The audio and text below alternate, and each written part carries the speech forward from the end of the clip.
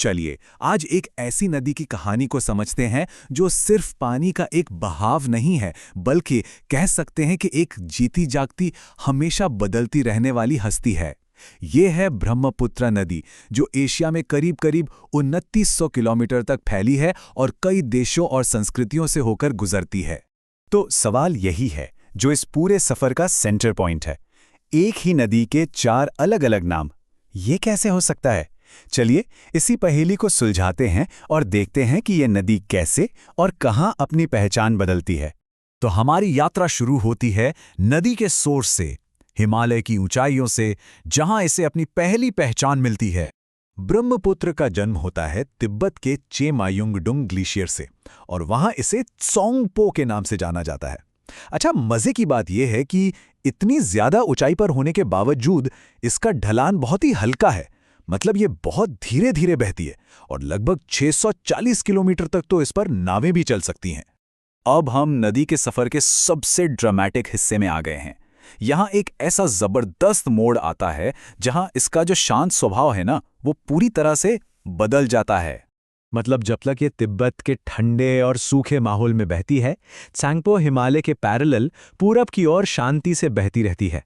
यहाँ इसका रूप बिल्कुल अलग है, एकदम शांत। और फिर आता है ये शानदार मोड़।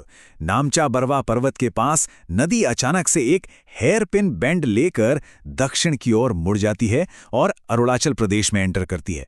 और बस अब इसका नाम है दिहांग। और ये शांत नहीं है, ये पहाड़ों को चीरती हुई एक गहरी और उग्र घाटी बनाती हुई आगे बढ़ती है। ये बदलाव सच में देखने लायक है।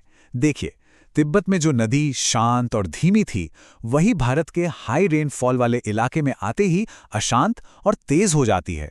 पानी का वॉल्यूम और गाद मतलब सिल्ट दोनों जबरदस्त तरीके से बढ़ जाते हैं। सच कहें तो ये एक पूरी तरह से अलग ही नदी बन जाती है। तो पहाड़ों से उतरकर अब ये नदी असम के चौड़े मैदानों में दाखिल होती है और यहाँ इसे मिलती है अपनी सबसे मशहूर पहचान। जब दिहांग नदी में 2 और बड़ी नदियां दिबांग और लोहित आकर मिलती हैं, तब जाकर इसका असली विशाल रूप सामने आता है। और यहीं से इसे इसका वो प्रसिद्ध नाम मिलता है जो हम सब जानते हैं, ब्रह्मपुत्र, जिसका मतलब है ब्रह्मा का पुत्र। और यहाँ ये सिर्फ एक अकेली नदी नहीं रहती, ये एक पूरा रिवर सिस्टम बन जाती है। बाईं और दाईं दोनों तरफ से कई सहायक नदियां इसमें मिलती हैं, जो इसे एक बहुत बड़े जलमार्ग में बदल देती हैं। गुम्फित चैनल, इसका क्या मतलब है? इसका सीधा सा मतलब है कि नदी एक सीधी धारा में नहीं बहती, अपने साथ इतनी ज्यादा गाद लाती है कि उसे जमा करती जाती है, और इस वजह से ये कई छोटी छोटी आपस में गुथी हुई धाराओं में बढ़ जाती है। ठीक वैसे ही जैसे बालों की चोटी गूंथ दी हो। और इसी गुम्फित या ब्रेडेड नेचर का सबसे शानदार नतीजा है माजुली द्वीप। ये दुनिया का सबसे बड़ा नदी द्वीप है। सोचिए, पूरी की पूरी नदी के बीच में बना हुआ एक द्वीप। ये वाकई कमाल है। चलिए अब हम इस महान नदी के सफर के आखिरी पड़ाव पर हैं, जहां ये भारत को छोड़कर समंदर की तरफ बढ़ती है और अपनी पहचान एक बार फिर बदलती है। तो ये है इस नदी की पूरी कहानी एक नज़र में। एक ही पानी का बहाव, लेकिन जैसे जैसे जमीन और संस्कृति बदलती है, इसके नाम भी बदलते जाते हैं। तिब्बत में त्सोंगपो, अरुणाचल में दिहांग, असम में ब्रह्मपुत्र और आखिर में बांग्लादेश में जमुना। और आखिर में तो ये नदियों का एक महासंगम है। देखिए, बांग्लादेश में ब्रह्मपुत्र बन जाती है जमुना, फिर ये मिलती है पद्मा से, जो असल में गंगाई है। इन दोनों की मिली हुई धारा को मेघना कहते हैं, और यही विशाल नदी बंगाल की खाड़ी में समाकर दुनिया का सबसे बड़ा डेल्टा सुंदरबन डेल्टा बनाती है। अच्छा, एक नदी का सफर सिर्फ भूगोल तक ही तो सीमित नहीं होता। चलिए अब जरा इस नदी के उस गहरे और दोहरे असर को समझते हैं जो इस पर निर्भर करोड़ों लोगों की जिंदगी पर पड़ता है। यही इस नदी का सबसे बड़ा पैराडॉक्स है। ये जीवन देती है, लेकिन इसमें विनाश करने की शक्ति भी है।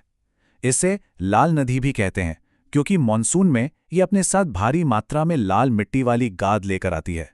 इस नदी का ये जो दोहरा स्वभाव है, वो यहाँ एकदम साफ दिखता है।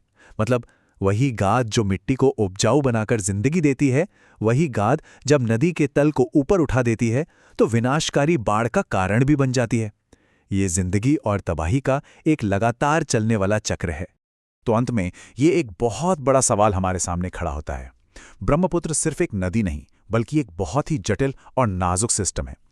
एक तरफ क्लाइमेट चेंज और दूसरी तरफ विकास के दबाव के बीच इस हजारों साल पुरानी जीवन रेखा को आने वाले कल के लिए बचाए रखना आज की सबसे बड़ी चुनौतियों में से एक है।